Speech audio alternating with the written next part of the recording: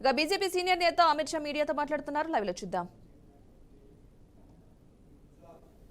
5 kilo हर महीने 5 kilo अनाज प्रति व्यक्ति हम दे रहे हैं। 11,50,000 माताओं को उज्ज्वला का गैस का सिलेंडर दिया, 2.5 लाख घर बनाए और ग्रामीण सड़क योजना भी 12,000 किलोमीटर बनाई। तो कौन पार्टी अपने वादे पूरे कर रही है, इससे इसकी विश्वसनीयता खड़ी होती है। और यहाँ पर केसीआर सरकार के खिलाफ एक बहुत बड़ा रोष तुष्टीकरण की राजनीति का भी है। हमारा संविधान किसी भी वर्ग विशेष को स्पेशल फेवर परमिट नहीं करता है। तुष्टीकरण की राजनीति के चलते जो तेलंगाना का प्राइड है, तेलंगाना का गौरव जिसके साथ जुड़ा है, जिसमें हजारों लोगों ने अपनी जान गंवाई, वो हैदराबाद विमोचन दिन को भी केसीआर ने मनाने का वादा तोड़ा है। इसके साथ साथ रिलीजियस रिजर्वेशन केसीआर ने पूरे देश में एक ही राज्य ऐसा है जहां रिलीजियस रिजर्वेशन दिया जाता है जो संविधान सम्मत नहीं है, गैर संवैधानिक 4% रिलीजियस रिजर्वेशन दिया है। हम ये मुस्लिम रिजर्वेशन को समाप्त कर ये 4% SC, ST और OBC का रिजर्वेशन लाएंगे और न्याय देने का प्रयास भी करेंगे। मैंने कभी भी ऐसा आदेश नहीं देखा है। तेलंगाना सरकार के गृह विभाग ने मीडिया को आदेश दिया कि दंगों में अगर आरोपी अल्पसंख्यक है तो इसका नाम मत छापिए। दंगे दंगे होते हैं, नहीं छापना है तो दोनों कम्युनिटी का मत छापिए। नाम छापना कोई अच्छी बात नहीं है, परंतु सिर्फ अल्पसंख्यक का नाम न छापो, वो किस प्रकार का आदेश है मेरी समझ में नहीं आता है। और सिर्फ अल्पसंख्यक समुदाय के लोगों को सिविल एग्जामिनेशन में मुफ्त कोचिंग देना कितना उचित। अगर सभी गरीबों को देते और उसमें अल्पसंख्यक बच्चे भी आते, हमें कोई आपत्ति नहीं। SC आते, ST आते, गरीब बच्चे आते, सभी गरीबों को मुफ्त कोचिंग मिलना चाहिए, एक समान प्लेटफॉर्म मिलना चाहिए। मगर इस प्रकार के तुष्टीकरण की राजनीति से भी तेलंगाना की जनता परेशान है और निर्णय कर बैठी है कि हम इस केसीआर सरकार को बदलेंगे। हमने हमारे संकल्प पत्र में ढेर सारे वादे किए हैं। मैं कुछ प्रमुख वादे भी आपके माध्यम से जरूर बताना चाहूंगा। धान पर हम 3100 रुपये किलो क्विंटल पूरा धान जितना भी है वो भारतीय जनता पार्टी की सरकार MSP प्लस बोनस से खरीदेगी और 1 किलो भी धान किसान का अपने घर में नहीं पड़ा रहेगा, वो भारतीय जनता पार्टी का वादा है। इसके साथ बॉइल्ड राइस भी हम परचेज करेंगे जो केसीआर सरकार नहीं करती है। पूरे भारत में मोदी जी ने पेट्रोल और डीजल के दामों से राहत देने के लिए कस्टम ड्यूटी को कम करा था। उस वक्त जहां जहां भारतीय जनता पार्टी की सरकारें थी वहां पर हमने वेट को कम कर इसका मैचिंग प्राइस कर कम दाम से पेट्रोल और डीजल देश भर में आज मिल रहा है। परंतु जहां जहां कांग्रेस की सरकार है और तेलंगाना जहां BRS की सरकार है वहां उन्होंने वेट कम नहीं किया। हमने तय किया है कि हमारी सरकार बनने के बाद पहले ही कैबिनेट में वेट को कम कर पेट्रोल और डीजल के बढ़े हुए दामों से तेलंगाना की जनता को मदद करेंगे। हमने तय किया है कि सभी गरीब लोगों को साल में 4 मुफ्त गैस के सिलेंडर देंगे। सभी नवजात गरीब बालिकाओं को 2 लाख रुपए का फिक्स डिपॉजिट देंगे। कॉलेज जाने वाली छात्राओं को, मेधावी छात्राओं को मुफ्त लैपटॉप देंगे। और जब राम मंदिर बन ही रहा है तब सभी वरिष्ठों को बारी बारी से राम मंदिर और काशी की यात्रा भी भारतीय जनता पार्टी की सरकार कराएगी। मित्रों, कांग्रेस पार्टी ये सालों से तेलंगाना विरोधी पार्टी रही। तेलंगाना के लंबे किसी ने सप्रेस करने का काम किया तो कांग्रेस पार्टी ने किया। पहले भी जब संयुक्त आंध्र प्रदेश था तब भी श्री अंजय्या का सार्वजनिक अपमान आज भी तेलंगाना की जनता भूल नहीं सकती। नरसिम्हा राव जी को जिस तरह से अपमानित किया वो भी तेलंगाना की जनता आज भी नहीं भूल सकती। और तेलंगाना आंदोलन में 2009 में अलग तेलंगाना का वादा करने के बाद भी न देने के कारण कम से कम 15 युवाओं ने अपनी जान गंवाई।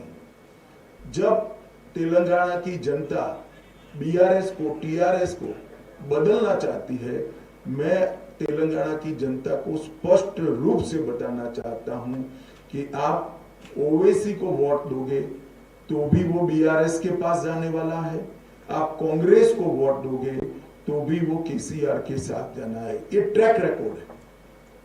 जब जब ओवैसी के विधायक चुनकर आए, तुष्टीकरण की राजनीति के कारण उन्होंने टीआरएस का, बीआरएस का समर्थन किया और कांग्रेस के जितने विधायक चुनकर आए गत 2 चुनाव में, सारे के सारे बाद में टीआरएस में शामिल हो गए। इसका मतलब है कि आपका वोट जो राज्य में सत्ता परिवर्तन के लिए है वो निश्चित रूप से जाया जाएगा अगर वो वोट कांग्रेस में जाता है।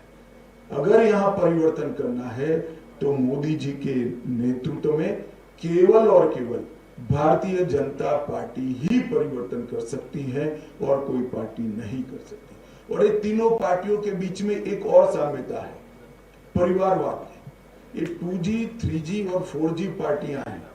आप 2G, 3G, 4G से करप्शन के बारे में नहीं कह रहा।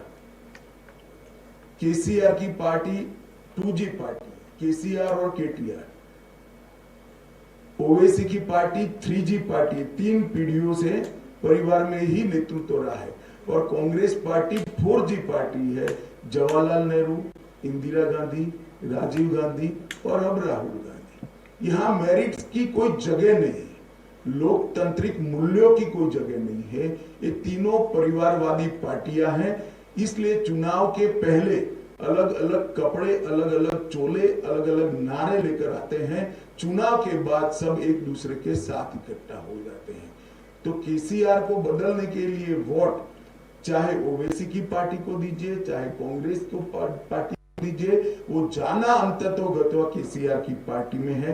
अगर आप भारतीय जनता पार्टी को मौका देते हैं तो हम तेलंगाना के आंदोलनों के सभी शहीदों का स्वप्न पूरा करने का काम भारतीय जनता पार्टी करेंगी। विगत 9 साल में मोदी जी ने तेलंगाना के विकास के लिए ढेर सारे काम किए हैं। 10 साल में 2004 से 14 कांग्रेस पार्टी ने संयुक्त आंध्र प्रदेश को डिवोल्यूशन और ग्रांटिंग एड के 2 लाख करोड़ रुपए दिया। मैं आज कांग्रेस के नेतृत्व को सवाल पूछना चाहता हूं, इसका जवाब दे। 10 साल तक केंद्र में सोनिया मनमोहन की सरकार थी, इन्होंने 2 लाख करोड़ रुपया संयुक्त आंध्र प्रदेश को दिया। हमने 9 साल के अंदर अलग तेलंगाना को 2.5 लाख करोड़ रुपया दिया। इसका मतलब लगभग 3.5 गुना पैसा भारतीय जनता पार्टी ने प्रोरेटा तेलंगाना को दिया है ग्रांटिंग एड और डिवेल्यूशन के। इसके अलावे 2.5 लाख करोड़ रुपया अलग अलग योजनाओं में दिया है। राष्ट्रीय राजमार्ग का निर्माण हो, 9 वर्ष में लगभग डबल किया है हमने। इसके साथ railway Vande Bharat express train 1 शुरू हो चुकी है, 3 शुरू होने जा रही है। 1200 करोड़ से ज्यादा हैदराबाद मेट्रो के लिए दिया है। 8000 करोड़ से ज्यादा हैदराबाद और बेगमपेट हवाई अड्डे के विकास के लिए दिया है। और मोदी जी ने अभी 900 करोड़ रुपया समका सरका सेंट्रल ट्राइबल यूनिवर्सिटी के लिए दिया। और हल्दी के किसानों के लिए एक वैल्यू चेन एस्टेब्लिश करने के लिए, एक्सपोर्ट तक की वैल्यू चेन एस्टेब्लिश करने के लिए हमने नेशनल टर्मरिक बोर्ड को स्थापना करने का घोषणा किया है। हमारे संकल्प पत्र में हमने ये भी कहा है कि तेलंगाना की भारतीय जनता पार्टी 100 करोड़ रुपया खर्च कर टर्मरिक की मेडिसिनल वैल्यू को रिसर्च करने के लिए एक रिसर्च सेंटर बनाएगी, जिससे टर्मरिक का पूरे दुनिया में उपयोग में बढ़ावा हो सके। इसके साथ साथ भारतीय जनता पार्टी ने 2 महत्वपूर्ण निर्णय लिए हैं। माड़ीगा समाज को जो वर्षों से अन्याय हो रहा है, तो हमने तय किया है कि एससी रिजर्वेशन में माड़ीगा समाज को हम वर्टिकल कोटा देकर उनको प्रोरेटा सीटें मिले, उस दिशा में हम आगे बढ़ेंगे। और इसके साथ साथ हमने तय किया है कि केसीआर ने भले वादा खिलाफी की कि दलित मुख्यमंत्री बनाने का वादा 2014 में किया था, खुद ही बन गए, अब बेटे को बनाना चाहते हैं, मगर भारतीय जनता पार्टी ने तय किया है कि हमारी सरकार बनने के बाद हम बैकवर्ड क्लास से मुख्यमंत्री बनाएंगे। ये वादा हमने तेलंगाना की जनता को किया है और इतनी बड़ी संख्या में जो बैकवर्ड क्लास है उनको हम न्याय दिलाने का काम करेंगे। अंत में मैं आप सभी के माध्यम से तेलंगाना की जनता को, तेलंगाना के सभी सूज्ञ मतदाताओं को करबद्ध निवेदन करना चाहता हूं कि आप भारतीय जनता पार्टी को मौका दीजिए। आपने कांग्रेस को मौका दिया, वो टीआरएस में शामिल हो गए। आपने टीआरएस को मौका दिया, करप्शन के अलावे कुछ नहीं किया, बदहाली के अलावे कुछ नहीं किया, केवल और केवल तुष्टीकरण की राजनीति की है।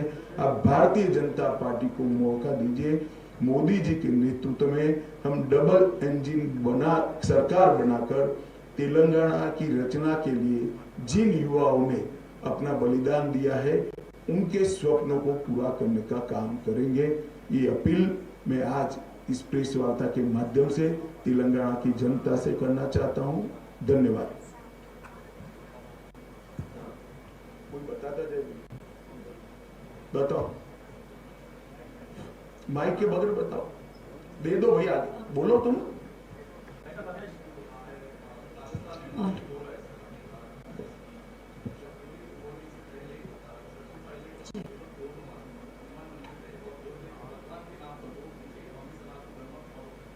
चलो अच्छी बात है, बहुत लेट ज्ञान आए। अमित शाह जी, सुरेखा इंडिया टीवी से। एमआईएम और बीआरएस ये कर रही है कि अगर भाजपा को अगर मौका दिया जाता है तो यहाँ पर कम्युनल वायलेंस और मॉब लिंचिंग जैसी घटनाएं बढ़ेंगी, और उसी को लेकर मुद्दा भी बना रही है, कई जगह पर प्रचार कर रही है। आप क्या जवाब देना चाहिए? देखिए, दंगों के लिए भारतीय जनता पार्टी का ट्रैक रिकॉर्ड आप सब कुछ ऑनलाइन उपलब्ध होता है, चेक कर सकते हैं। जहां जहां भारतीय जनता पार्टी की सरकारें बनी है, वहां दंगे समाप्त हो गए। दंगों का ट्रैक रिकॉर्ड सबसे खराब अगर किसी का है तो कांग्रेस पार्टी का है। हम अपीसमेंट नहीं करते लॉ एंड ऑर्डर में, और क्योंकि अपीसमेंट नहीं करते, किसी की हिम्मत नहीं है दंगा कराने की। जहां जहां भारतीय जनता पार्टी की सरकारें बनी है, वहां वहां दंगे बंद हुए हैं, बड़े नहीं।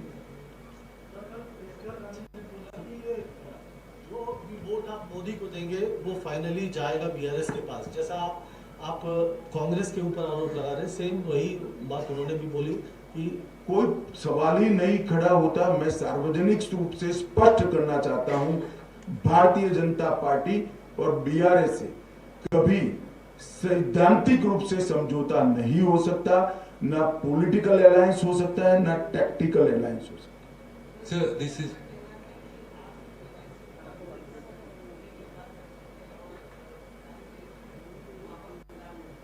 देखिए, पूरा आरोप लगाना ठीक है। क्या मुस्लिम रिजर्वेशन देना ये विभाजनकारी पॉलिसी नहीं है? क्या तेलंगाना विमोचन दिन नहीं मनाना, हैदराबाद विमोचन दिन नहीं मनाना, वो किसके डर से नहीं बनाते हैं?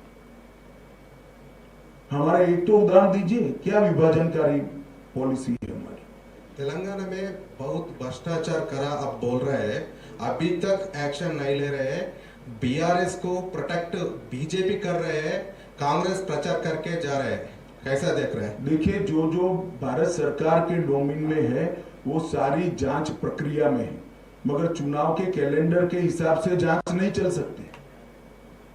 मैं आपको स्पष्टता पूर्वक बताता हूं, भारतीय जनता पार्टी की तेलंगाना में सरकार बनने के बाद एक एक करप्शन की जांच होगी और रिस्पॉन्सिबल लोग जेल की सलाखों के पीछे जाए। So this is Paniharan from Hans India. We were talking about appeasement. There are reports that Indian citizenship is being sold in the open market in West Bengal by offering voter cards and that kind of enrollment. What is your take on that? देखिए, हमारे संज्ञान में कुछ मामले आए हैं, इसकी detail जांच हो रही है और किसी को बख्शा नहीं जाएगा, किसी को बख्शा नहीं जाएगा, कठोर कदम उठाएंगे। सर, इस चुनाव में हम देख रहे हैं सर, काफी पर्सनल अटैक्स हो रहे हैं, सारे राजनीतिक दल एक दूसरे को पर्सनल अटैक कर रहे हैं। प्रधानमंत्री जी को के पिताजी का नाम लिया गया, उन पनौती जैसे शब्दों का उपयोग किया गया, इसको कैसे देखते हैं? देखिए, जब भी प्रधानमंत्री जी के बारे में बिलो द बेल्ट लैंग्वेज का उपयोग हुआ है, देश में कोई भी राज्य हो, जनता ने उसका करारा जवाब दिया है। मुझे भी भरोसा है ये जो बिलो द बेल्ट लैंग्वेज उपयोग हो रही है उसका करारा जवाब तेलंगाना के मतदाता वोटिंग में देंगे। अमित जी, इस चुनाव में जो है ओल्ड हैदराबाद की अगर बात करें तो फिलिस्तीन जैसे मुद्दों को लेकर वोट मांगे जा रहे हैं। जो लोकल मुद्दे उसे ना उठाकर फिलिस्तीन जैसे मुद्दों पर जो वोट मांगे जा रहे हैं उसे आप किस तरह से देखते हैं? अब मैं तो आप अपेक्षा ओवैसी की पार्टी से और क्या अपेक्षा कर सकते हैं, यही अपेक्षा कर सकते हैं। मुझे कुछ आश्चर्य नहीं है उसमें। सर, हम देखते हैं कि यहाँ पे अनेरी रिपब्लिक टीवी से सर, आपने कहा कि भारतीय जनता पार्टी ने सेपरेट तेलंगाना को करीब 2.5 लाख करोड़ दिया है, लेकिन बीआरएस ये कहती है कि सेंट्रल गवर्नमेंट से तेलंगाना के लिए कुछ सपोर्ट नहीं मिलता है, ना कोई फंड्स आते हैं, ना कोई प्रोजेक्ट में सपोर्ट देखिए, आप आता है। पत्रकार हैं, आपको रिसर्च कर सवाल करना चाहिए। भारत सरकार का बजट कोई छिपी चीज नहीं होती, बजटरी डॉक्यूमेंट होता है और जब बजट समाप्त होता है, साल समाप्त होता है, तब कितना इंप्लीमेंट हुआ वो भी पार्लियामेंट के सामने आता है। मैंने जो कहा है 2,50,000 करोड़ रुपए, इसका पाई का हिसाब भारत सरकार के वित्त मंत्रालय की साइट पर है, आप चेक कर सकती है।